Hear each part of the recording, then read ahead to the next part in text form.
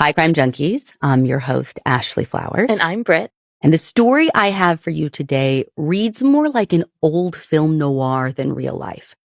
It starts with a mistaken identity and murder in D.C., pivots to small-town power politics, spirals into domestic violence, and ends with a town marshal gunned down on his own doorstep in Indiana. And the reason I know about this case is because I actually got a call from Captain Smith with the Indiana State Police, who's known for cracking cold cases, and who urged us to cover this story in hopes that someone somewhere can bring him answers to a question that has haunted the small town of Fremont, Indiana for decades. Who killed Bobby Moore?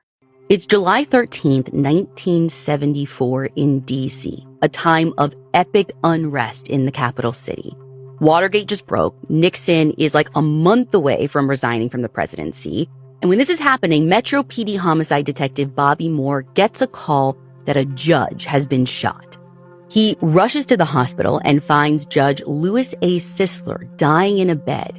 And some of his final words to the detective are telling him that he had been at his father-in-law's house, and when he opened the door, there was a group of people who shot at him as they tried to get into the house.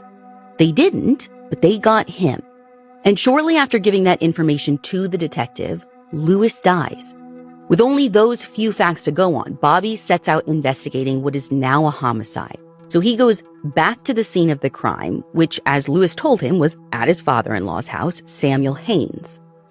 Samuel's daughter Barbara had married Louis 23 years before, and they'd built a life together in northern Indiana, where Louis had been a state judge. They'd left their 3 adult children and moved to D.C. for Louis's work, because after he retired as a judge, he went to work